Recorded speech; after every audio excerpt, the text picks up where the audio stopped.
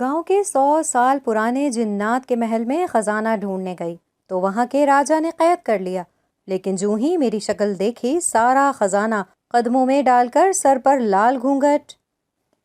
میں نے بچپن سے اپنے دادا کے علاوہ کسی کو بھی نہیں دیکھا تھا۔ دادا ابو کا کہنا تھا کہ تمہارے ماں باپ کا تمہارے بچپن میں ہی انتقال ہو گیا تھا، اور مرتے وقت تمہارے باپ نے مجھ سے کہا تھا کہ میری بیٹی کا ہمیشہ خیال رکھیے گا، اسے کبھی کسی چیز کی کمی محسوس نہیں ہونے دیجیے گا، اسے کبھی ہماری کمی نہ ہونے دیجیے گا۔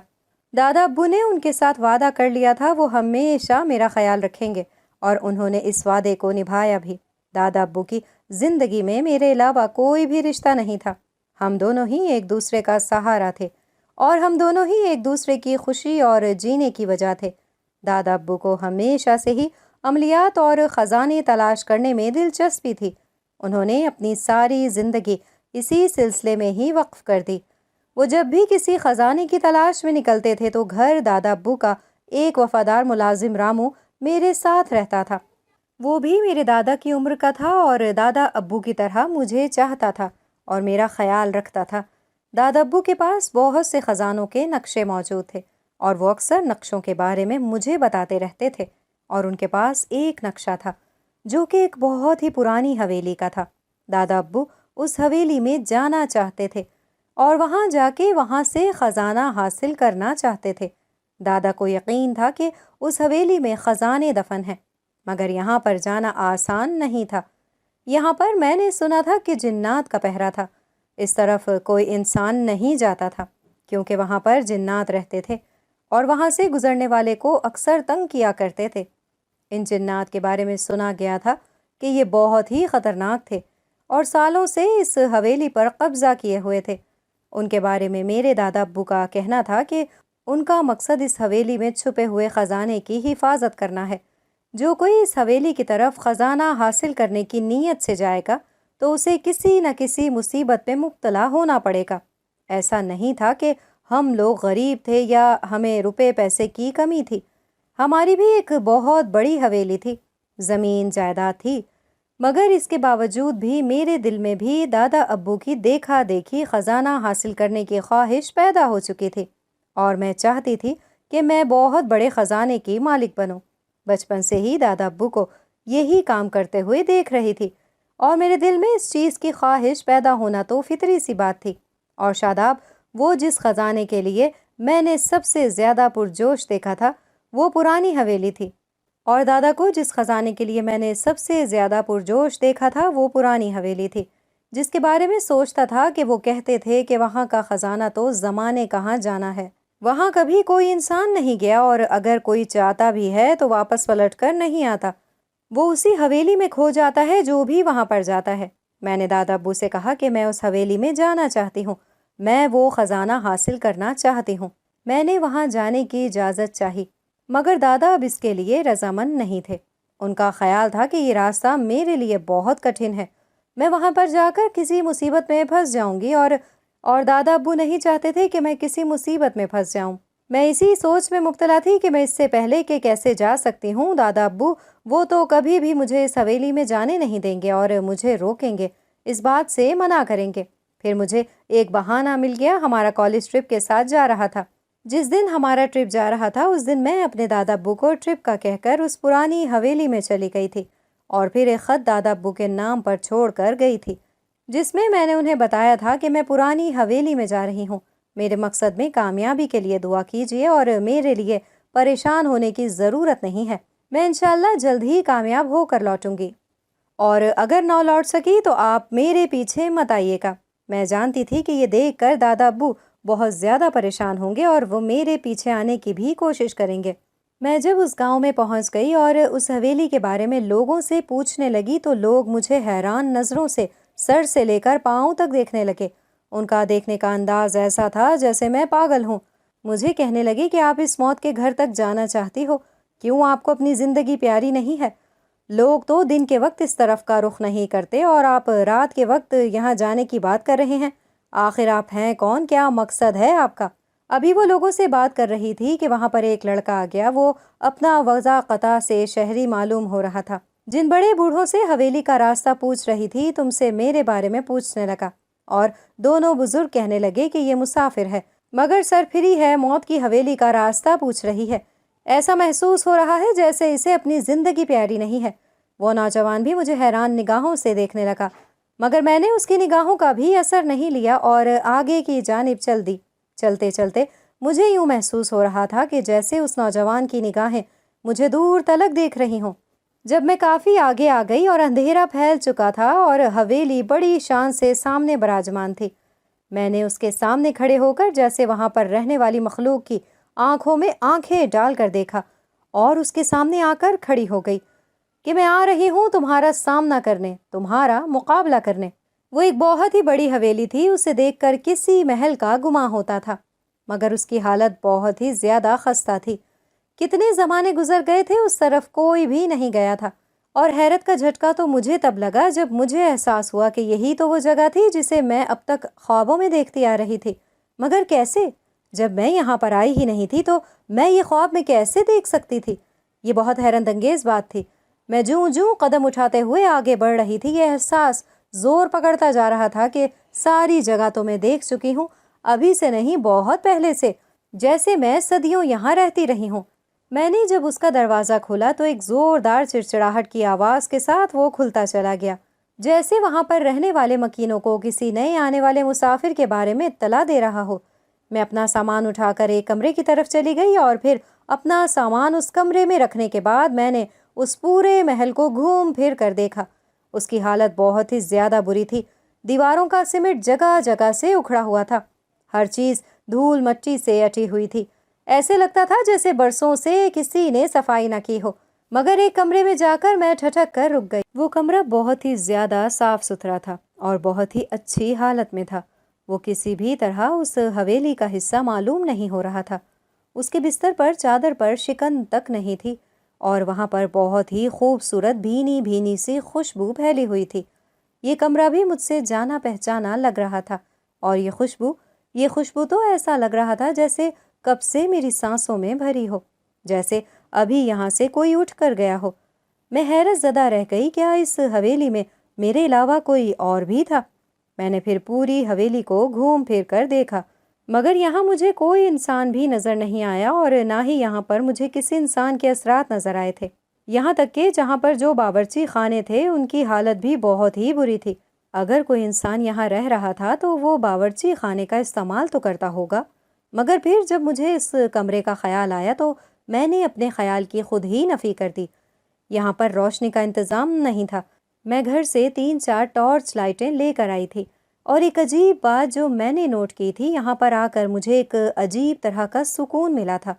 ایسے لگتا تھا جیسے مجھے میری کوئی کھوئی ہوئی چیز مل گئی ہو، ایسے لگتا تھا جیسے میری تلاش ختم ہو گئی ہو، اور وہ جو پراسرار خواب آتے تھے ان کی وجہ سے جو میری طبیعت بے سکونی چاہتی تھی، وہ بے سکونی بھی جیسے ختم ہو چکی تھی۔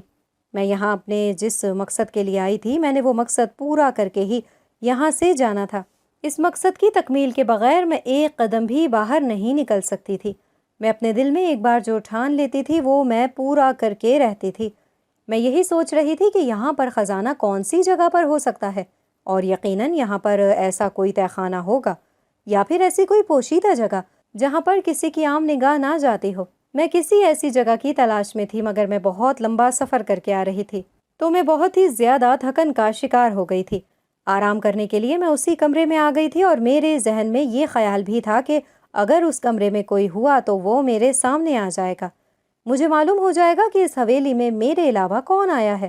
میں بستر پر لیٹے ہی نہ جانے کیسے گہری نیند میں سو گئی، حالانکہ مجھے اتنی جلدی نیند نہیں آیا کرتی تھی۔ کتنی دیر تلک میں بستر پر کروٹیں بدلتی رہتی تھی، تب جا کر میری آنکھ لگ گئی تھی۔ مگر آج نہ جانے ایسا کیا ہوا تھا، رات نہ جانے کون سا پل تھا جب ایک عجیب سے احساس سے میری آنکھ کھلی تھی۔ جب میں نے آنکھیں کھول کر دیکھا تو وہاں پر کوئی بھی نہیں تھا، مگر مجھے ایسا محسوس ہو رہا تھا جیسے یہاں پر ابھی کوئی تھا۔ مجھے واضح طور پر کسی کا لمس محسوس ہوا تھا، مگر کمرے کا دروازہ اندر سے بند تھا۔ ایسے میں کسی کے کمرے میں داخل ہونے کا تو سوال ہی پیدا نہیں ہوتا تھا۔ اس کے بعد کتنی دیر تک میں جاگتی رہی۔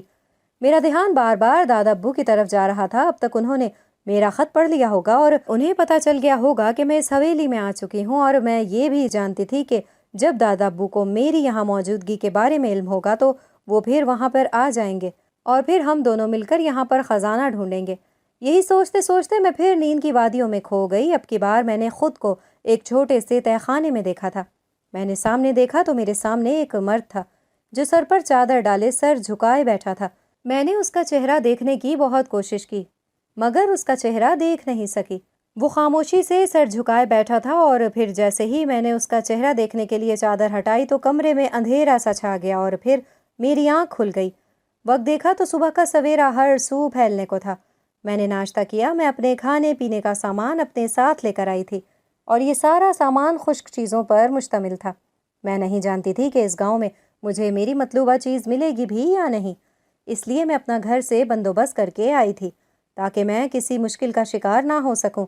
ناشتہ کرنے کے بعد میں گاؤں کی سیر کے لیے حویلی سے باہر نکل آئی۔ جب میں آبادی کی طرف آئی تو لوگ مجھے حیرت کی نگاہ سے دیکھنے لگے۔ بہت سارے لوگ تھے جو گاؤں کے درمیان میں ایک جگہ پر اکٹھے بیٹھے ہوئے تھے، جن میں وہ دونوں کل والے بوڑھے بھی جنہوں نے مجھے وہاں جانے سے منع کیا تھا اور مجھے اپنے سامنے دیکھ کر حیرت زدہ رہ گئے تھے، جیسے انہیں میرے زندہ ہونے کی امید بالکل بھی نہ ہو۔ میں جب ان لوگوں کے پاس گئی تو میرا شہری لباس دیکھ کر عورتوں نے انگلیاں اپنے منہ میں داب لی تھیں۔ وہ بڑے بوڑھے مجھ سے کہنے لگے کہ ہم بچپن سے یہی سنتے آ رہے ہیں، اس حویلی میں جو بھی جاتا ہے وہاں سے واپس نہیں لوٹتا۔ تم وہاں سے زندہ سلامت کیسے آ گئی ہو؟ کیا تمہارے ساتھ کوئی خوفناک واقعہ رونما نہیں ہوا؟ مجھے ان لوگوں کی باتوں پر ہنسی آ گئی۔ دیہاتی لوگوں کی باتیں بھی عجیب مضحکہ خیز ہوتی ہیں۔ بھلا آج کل کے زمانے میں جنات اتنے فارغ ہوتے ہیں کہ جو انسانوں کی دنیا میں رہیں اور انسانوں کو تنگ کرتے رہیں۔ ابھی یہ باتیں کر ہی رہے تھے کہ میرا دھیان پھر اپنے پراسرار خوابوں اور رات کو ہونے والے واقعے کی طرف چلا گیا تھا، مگر میں نے اپنے ذہن کو جھٹکا اور تھوڑی دیر گاؤں میں وقت گزارنے کے بعد واپس حویلی میں آ گئی۔ مجھے اپنے دادا ابو کا انتظار تھا۔ اگر انہوں نے ابھی تک خط پڑھ لیا تو وہ یہاں پر کیوں نہیں پہنچے تھے؟ یہی سوچتے سوچتے میں حویلی میں آ گئی تھی۔ پورا دن میں نے حویلی میں گھومتے ہوئے ایک ایک کمرے کو چیک کرتے ہوئے گزارا، مگر کسی بھی کمرے میں مجھے کوئی بہانہ نظر نہیں آ رہا تھا۔ مغرب گزر چکی تھی اور اندھیرا ہر سو پھیل چکا تھا۔ میں نے ٹارچ ہاتھ میں اٹھائی، ایک کمرے میں آئی تو وہاں پر مجھے ایک الماری سے کھڑکھڑاہٹ کی آواز سنائی دی تھی۔ وہ ایک لکڑی کی الماری تھی جو دیوار میں بنی ہوئی تھی۔ پہلے تو میں نے یہ خیال کیا کہ شاید اس میں کوئی چوہا یا کوئی جانور ہے جس کی وجہ سے یہ آواز سنائی دی ہے، کہ خالی حویلی میں جب کسی قسم کا کوئی شور کوئی آواز نہیں تھی تو ایسے میں ہلکی سی آواز بھی بہت زیادہ شور پیدا کرتی تھی۔ مگر میں نے پھر سوچا کہ ہو سکتا ہے اس الماری میں کچھ ہو۔ میں اس کا دروازہ کھولنے کی کوشش کرنے لگی مگر وہ جیسے سختی سے بند تھا اور وہ کسی بھی طریقے سے کھل ہی نہیں رہا تھا۔ میں نے ایک بار پھر سے کوشش کی، اب کی بار وہ دروازہ کھل گیا تھا۔ میرے سامنے جو منظر تھا وہ حیران کن تھا۔ یہ الماری نہیں تھی بلکہ یہ ایک دروازہ تھا جو ایک کمرے میں کھلتا تھا۔ میری طرح میری جگہ کوئی بھی ہوتا تو وہ اسے الماری ہی سمجھتا کہ اس کی آرائش و زیبائش بالکل کسی الماری کی طرح ہی تھی۔ میں جب اس کمرے میں آئی تو بالکل خالی تھا، اس میں کوئی چیز نہیں تھی، مگر جو بات مجھے چونکا رہی تھی وہ اس کمرے میں بنا ہوا تہہ خانہ تھا۔ میرا وجدان کہہ رہا تھا کہ اس تہہ خانے میں کچھ ہے، وہ خزانہ اسی تہہ خانے میں ہی چھپا ہوا ہے۔ میں ٹارچ کی روشنی میں اس تہہ خانے کے دروازے کے پاس آ گئی۔ اس کے اوپر عجیب سی ناقابل فہم زبان میں کوئی عبارت لکھی ہوئی تھی جو میرے سر کے اوپر سے گزر رہی تھی۔ یہ بہت ہی مختلف قسم کی زبان درج تھی اور میں اس زبان سے ناواقف تھی۔ ابھی میں اس عبارت کو پڑھنے کی کوشش کر ہی رہی تھی کہ اس کا دروازہ اپنے آپ کھل گیا تھا۔ میں حیرت کی زیادتی سے ایک قدم پیچھے ہٹ گئی، مگر تجسس کے ہاتھوں مجبور ہو کر میں اس تہہ خانے میں نیچے آ گئی۔ یہاں ہر چیز گرد آلود تھی اور سب سے حیران کن بات جو مجھے نظر آئی تھی، وہاں پر وہی شخص سر جھکائے بیٹھا تھا، بالکل اسی انداز میں جس انداز میں میں نے اسے خواب میں دیکھا تھا۔ میں اب ڈر گئی تھی، خوف سے اپنی جگہ پر ٹھہر کر رہ گئی تھی اور نہ جانے کس احساس کے تحت میں آگے ہی آگے بڑھتی گئی۔ ابھی میں اس سے چند قدم دور تھی کہ اندیکھی سی زنجیروں نے مجھے جکڑ لیا، مجھے قید کر لیا تھا۔ میرے دونوں پاؤں زمین کے ساتھ جکڑ چکے تھے۔ میں اپنی جگہ پر کھڑی رہ گئی تھی۔ میرے لیے قدم اٹھانا محال تھا۔ میں اپنی جگہ سے ہل بھی نہیں پا رہی تھی۔ خوف کا شدید احساس تھا جو میرے حواسوں پر سوار تھا۔ مجھے تمام لوگوں کی باتیں یاد آنے لگی تھیں اور مجھے احساس ہونے لگا تھا کہ جن باتوں کو میں دیہاتیوں کی باتیں سمجھ کر نظر انداز کر رہی تھی، بلکہ وہ تو سچے واقعات تھے۔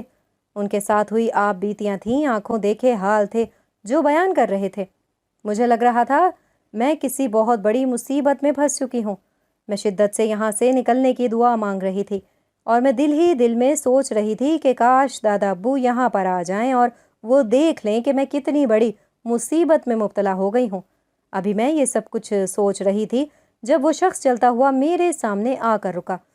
وہ ابھی بھی گھونگھٹ میں تھا، اس کا چہرہ نظر نہیں آ رہا تھا۔ میرے سامنے چند قدموں کے فاصلے پر وہ کھڑا ہو گیا تھا۔ مجھے لگا وہ بھی یہاں پر مجھے قید کر کے یہاں سے چلا جائے گا۔ میں ہمیشہ کے لیے یہاں پر قید ہو کر رہ جاؤں گی۔ مگر اگلا لمحہ میرے لیے حیران کن تھا۔ تو میرے سامنے آ کر وہ کھڑا ہو گیا۔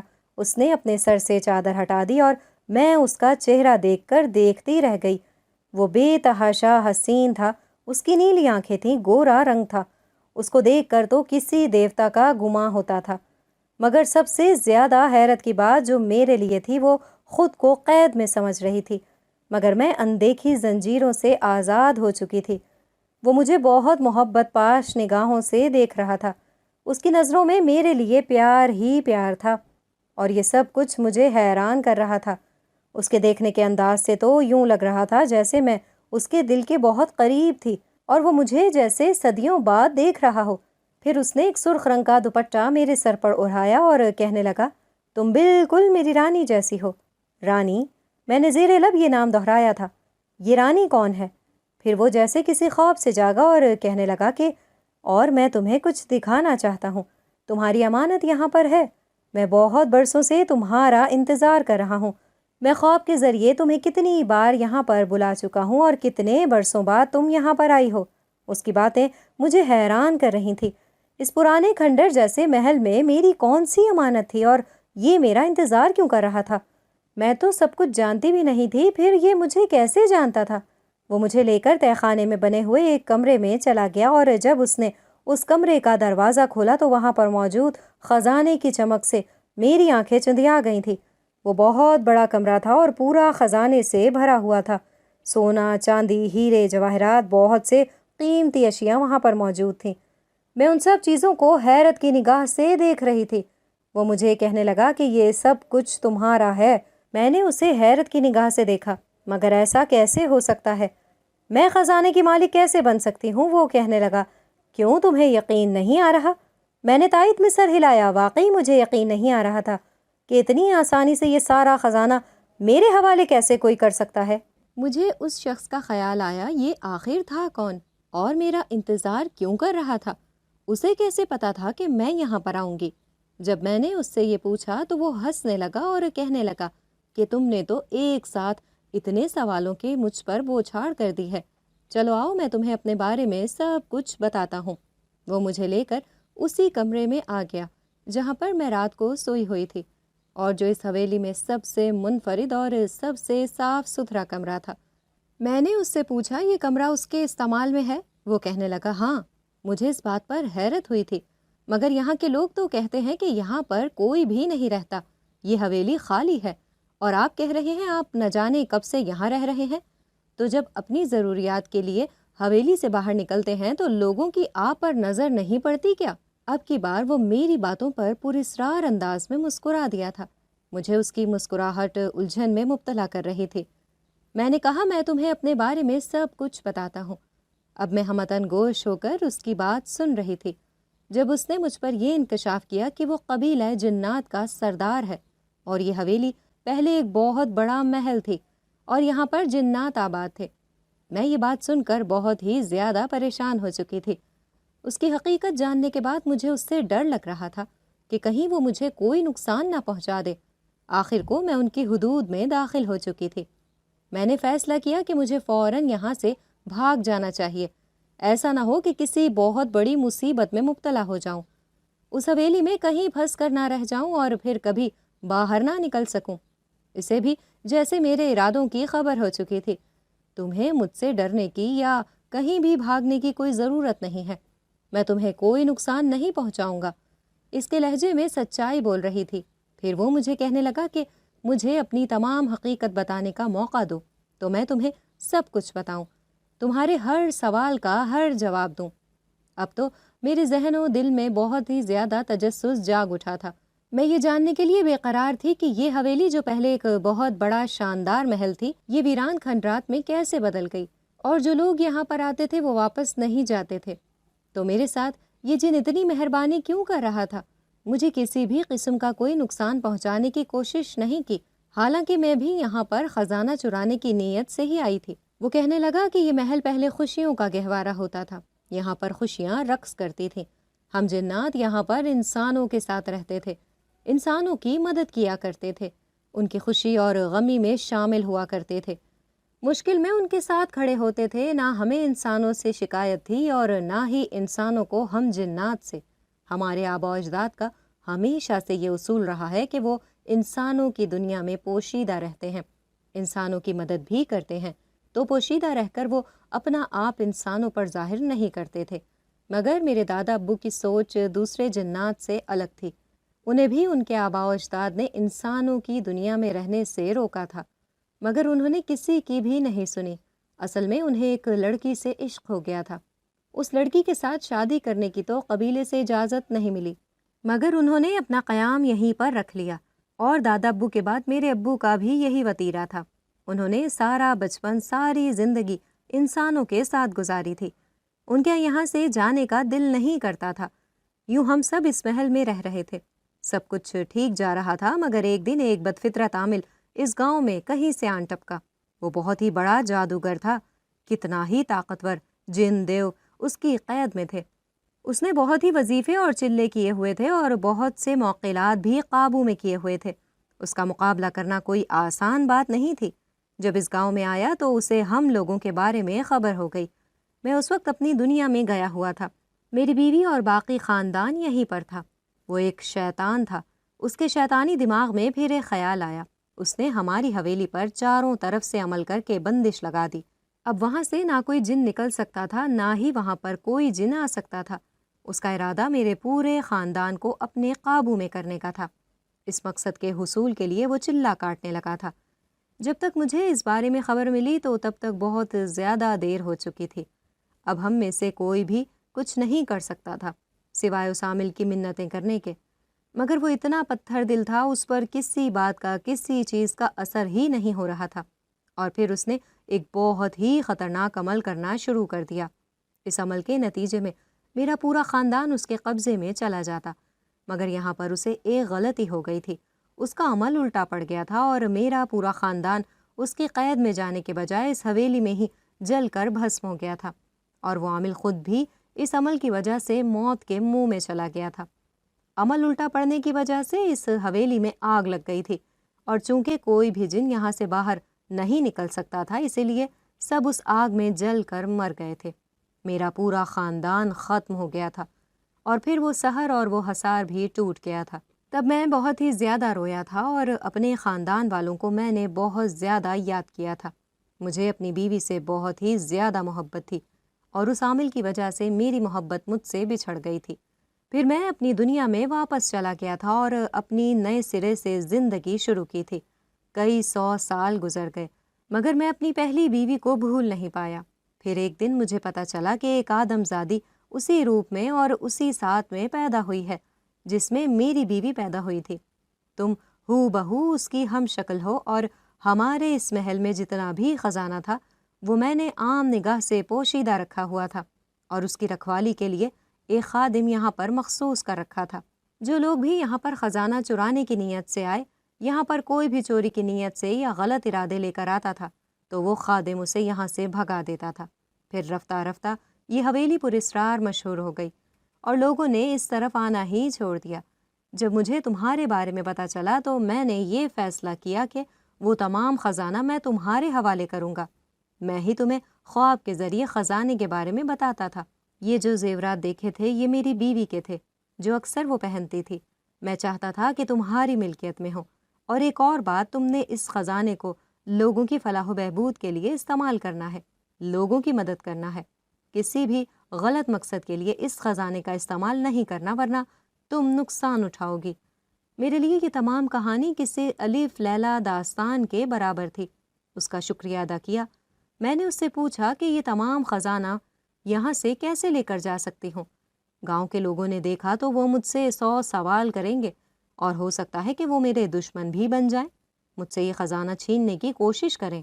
اس نے میری تمام بات کو غور سے سنا اور مجھ سے کہنے لگا، تمہارے مسئلے کا میرے پاس حل موجود ہے، تمہیں پریشان ہونے کی ضرورت نہیں ہے۔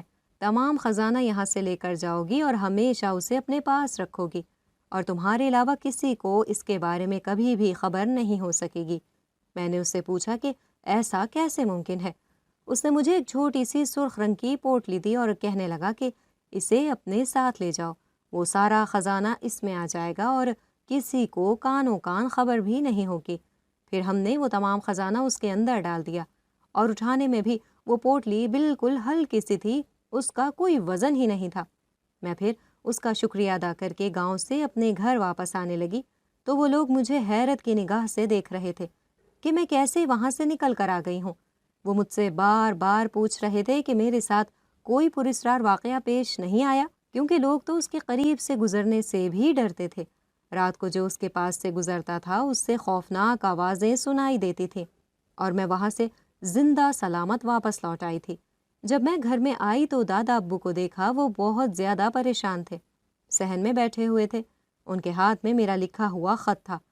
میں جب ایک دم سے ان کے سامنے گئی تو وہ پہلے تو بے یقینی سے مجھے دیکھتے رہے، پھر انہوں نے مجھے اپنے گلے سے لگا لیا۔ انہیں یقین نہیں آ رہا تھا کہ میں ان کے سامنے موجود ہوں۔ دادا ابو نے مجھ سے خزانے کے بارے میں پوچھا تو میں انہیں پھر اپنے کمرے میں لے گئی اور انہیں ساری بات بتا دی، اور ان سے یہ وعدہ بھی لیا کہ وہ اس بات کا کسی سے بھی ذکر نہیں کریں گے۔ یہ سب سن کر دادا ابو بہت ہی زیادہ خوش ہو گئے تھے۔ ان کی ہمیشہ سے یہ خواہش تھی کہ وہ اس خزانے کے مالک بنے، اور اب میری وجہ سے ان کی بھی یہ خواہش پوری ہو گئی تھی۔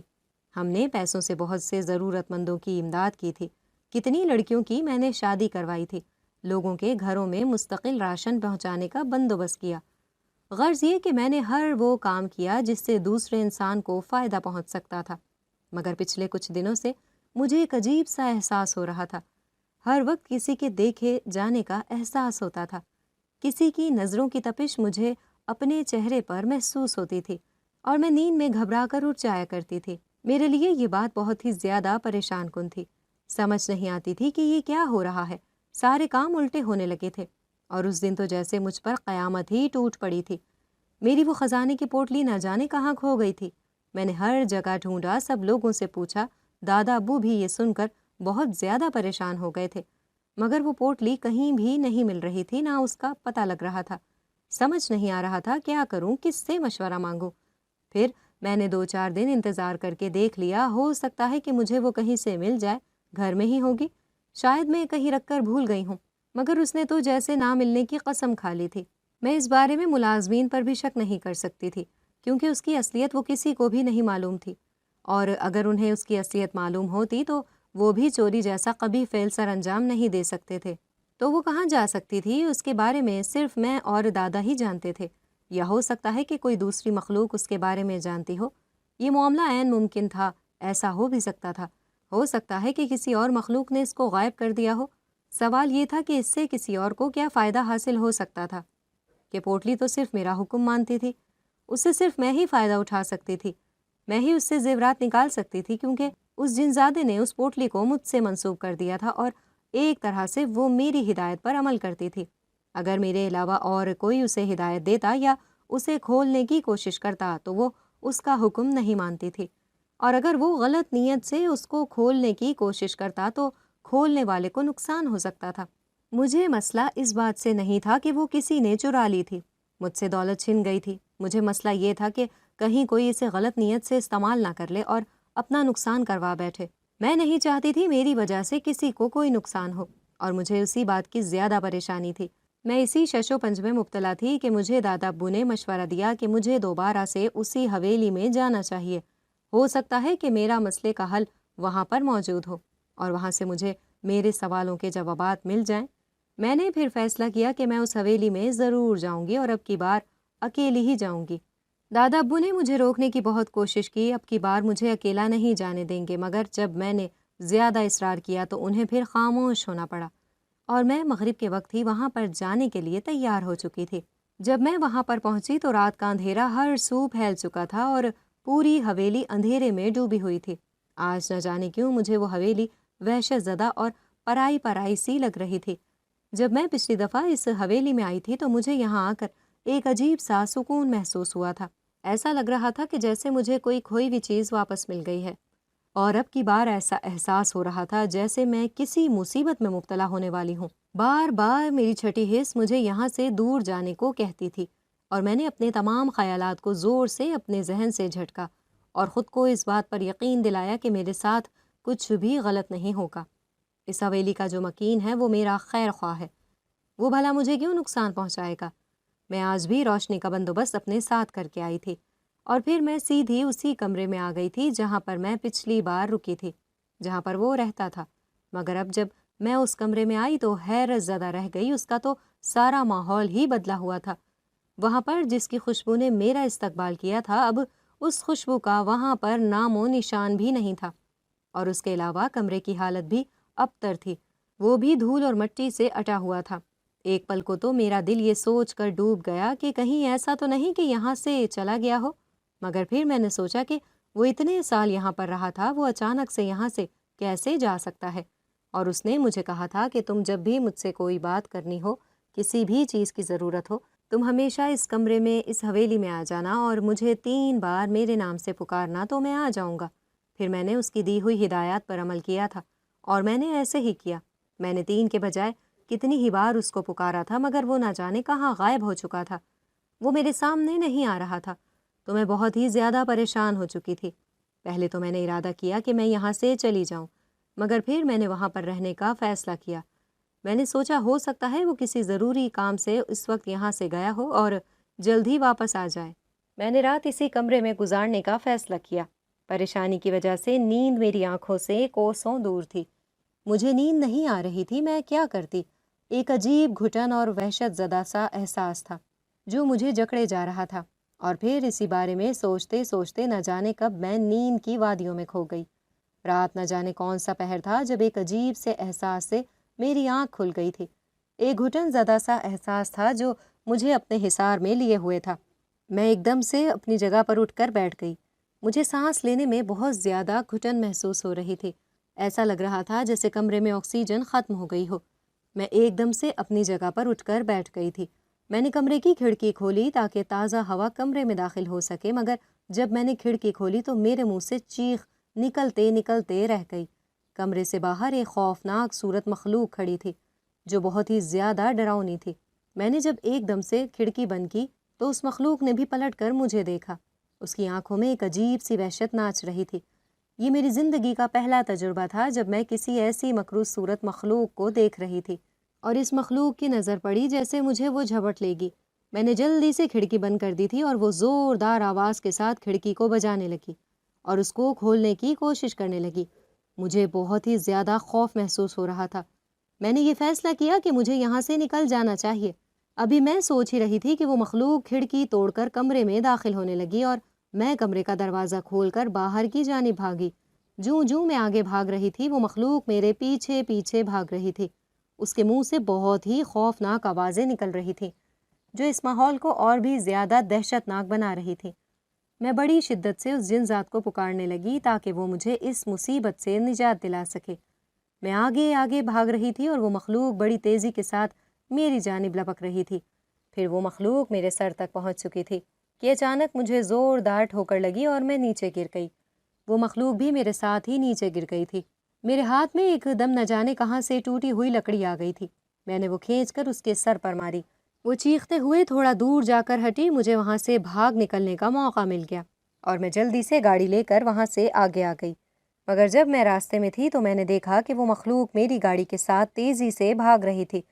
وہ بس میری گاڑی کے برابر پہنچنے ہی والی تھی۔ یہ دیکھ کر میں خوف سے بری طرح سمٹ کر رہ گئی تھی۔ بالکل بھی سمجھ نہیں آ رہا تھا کیا کروں، اس چیز سے پیچھا کیسے چھڑواؤں، اور مجھے یہ سمجھ نہیں آ رہی تھی کہ نہ جانے وہ جن ذات کہاں گیا ہے اور اب تک وہ میری مدد کرنے کے لیے کیوں نہیں آیا۔ اس سلسلے میں جن ذات کی جگہ اس بری عفریت کی موجودگی میں میری سمجھ سے باہر تھی۔ کہیں اس نے جن ذات کو کوئی نقصان نہ پہنچا دیا ہو۔ ایک دم سے وہ میری گاڑی کے سامنے آ کر کھڑی ہو گئی اور گاڑی وہیں پر رک گئی، مگر گاڑی سٹارٹ ہونے کا نام نہیں لے رہی تھی۔ وہ زور زور سے شیطانی انداز میں قہقہے لگانے لگی اور پھر میری جانب بڑھنے لگی۔ اسے خود کی طرف بڑھ کر مجھے موت آنکھوں کے سامنے ناچتے ہوئے نظر آ رہی تھی۔ میں نہیں جانتی تھی وہ کون ہے اور میری کیوں دشمن بنی ہوئی ہے۔ اس نے ایک دم سے میرے سائیڈ والا گاڑی کا دروازہ کھولا اور مجھے کھینچ کر باہر نکال لیا اور دونوں ہاتھوں سے میری گردن پکڑ لی۔ وہ مجھے مار ڈالنا چاہتی تھی۔ میرا سانس رکنے لگا تھا، یوں لگنے لگا تھا جیسے میرا آخری وقت آن پہنچا ہو۔ موت مجھے آنکھوں کے سامنے ناچتے ہوئے نظر آ رہی تھی۔ میری آنکھیں بند ہونے لگی تھیں۔ اچانک اسے کسی نے زوردار دھکا دیا اور وہ دور جا کے گری۔ میں دونوں ہاتھوں سے اپنی گردن پکڑ کر کھانسنے لگی۔ میرا گلا بری طرح سے دکھ رہا تھا۔ پھر میں نے دیکھا میرے سامنے وہ کھڑا تھا اور مجھ سے پوچھ رہا تھا کہ تم ٹھیک ہو؟ اسے دیکھ کر مجھے اطمینان کا احساس ہوا اور مجھے یوں لگا کہ واقعی میں بالکل ٹھیک ہوں۔ اتنے میں وہ عفریت بھی اپنی جگہ سے اٹھ کر کھڑی ہو گئی تھی۔ وہ دوبارہ سے میری جانب لپکی تھی مجھے ختم کرنے کے لیے، اور میں یہ سمجھنے سے قاصر تھی کہ اس کی آخر میرے ساتھ کون سی دشمنی تھی۔ مگر اب میرے سامنے جن ذات ڈھال بن کر کھڑا ہو چکا تھا۔ ایسا کوئی بھی وار مجھ تک نہیں پہنچ رہا تھا۔ وہ غصے سے چیخنے چلانے لگی، وہ مجھے مارنے کی کوشش کرنے لگی تھی۔ اب اس کی جنزاد کے ساتھ لڑائی شروع ہو چکی تھی۔ اتنے میں جنزاد نے آواز دے کر نہ جانے کس کو بلایا تھا۔ میرے سامنے دو نوجوان حاضر ہو گئے تھے جنہوں نے دیکھتے ہی دیکھتے اس عفریت کو پکڑ لیا اور وہاں سے غائب ہو گئے۔ اب یہاں ہم دونوں اکیلے رہ گئے تھے۔ جنزاد نے مجھ سے پوچھا کہ تم ٹھیک ہو؟ میں نے سر ہلا کر اپنے ٹھیک ہونے کا اسے یقین دلایا۔ میں نے عفریت کے بارے میں پوچھا تو وہ کہنے لگا کہ وہ ایک چڑیل تھی جو کہ بہت ہی زیادہ لالچی تھی۔ وہ اس خزانے کے پیچھے تھی۔ جنزاد نے اسے اچھی طرح سے سبق سکھایا تھا اور اسے یہ لگا تھا کہ شاید وہ ادھر کا رخ نہیں کرے گی، مگر وہ غلطی پر تھا۔ جب وہ سارا خزانہ مجھے مل گیا تو وہ یہ بات برداشت نہیں کر سکی اور وہ میری دشمن بن گئی اور وہ مجھ سے یہ سارا خزانہ چھیننا چاہتی تھی۔ اور پھر وہ میرے پیچھے آ گئی اور اس نے میری وہ پوٹلی بھی مجھ سے چرا لی، مگر اسے ناکامی کا سامنا کرنا پڑا جب اس پوٹلی نے اس کا حکم نہیں مانا۔ اس نے خزانہ نکالنے کی اور جب زیورات نکالنے کی کوشش کی، مگر وہ خود مصیبت میں مبتلا ہو گئی۔ اس کے دونوں ہاتھ بری طرح سے جل گئے تھے۔ وہ جانتی تھی کہ میں اس حویلی میں ضرور آؤں گی، اس لیے وہاں پر میرا انتظار کر رہی تھی، اور جنات میری امانت میرے حوالے کر کے یہاں سے جا چکا تھا۔ اس نے یہاں پر اپنا ایک آدم چھوڑ رکھا تھا جو اس حویلی کی حفاظت کرتا تھا، اور وہ اسے میرے بارے میں اطلاع دیتا میں جب بھی وہاں پر جاتی تو۔ مگر اس چڑیل نے خادم کو بھی زخمی کر دیا تھا، اور اس طرح سے نہ تو وہ میرا دفاع کر سکتا تھا اور نہ میرے بارے میں جنزاد کو اطلاع دے سکتا تھا۔ لہٰذا یہاں پر جنزاد اتفاقاً آ گیا تھا، اور جب یہاں پر آیا تو اسے جیسے ہی میرے بارے میں پتہ چلا وہ فوراً میری جانب آ گیا، اور میں سوچ رہی تھی اگر وقت پر وہ نہ آتا تو میرا کام تمام ہو جاتا، کیونکہ وہ چڑیل تبھی وہ خزانہ حاصل کر سکتی تھی جب میری موت واقع ہو جاتی۔ اسی صورت میں ہی اس پوٹلی کا کوئی دوسرا مالک بن سکتا تھا۔ پھر جنزاد نے مجھے میرے گھر پر چھوڑا اور اگلے دن وہ پوٹلی بنا کر میرے حوالے کر دی۔ میں نے اس پوٹلی کو امانت کی طرح سنبھال کر رکھا تھا اور ہر اس انسان کی مدد کرتی تھی جو مجھے لگتا تھا کہ وہ مدد کا حقدار ہے، اور اب جنزاد بھی میرا بہت زیادہ خیال رکھنے لگا تھا۔ اسے لگتا تھا کہ کہیں اس خزانے کی وجہ سے کوئی اور میرا نیا دشمن اٹھ کھڑا نہ ہو جائے، اسی لیے اس نے ایک خادم میرے لیے مخصوص کر رکھا تھا جو کسی بھی ناگہانی کی صورتحال میں اسے میری حالت کے بارے میں آگاہ کر سکتا تھا۔ مگر اس کے بعد خیریت ہی رہی۔ اس کے بعد خزانے کی وجہ سے مجھے کسی قسم کی مشکلات کا سامنا نہیں کرنا پڑا تھا۔ وقت گزرنے کے ساتھ ساتھ دادا ابو کا میری شادی کرنے کا اصرار بھی بڑھتا جا رہا تھا۔ میری چونکہ کوئی پسند ہی نہیں تھی، میں نے دادا ابو کو کہا کہ آپ جہاں میری شادی کرنا چاہتے ہیں کر دیں۔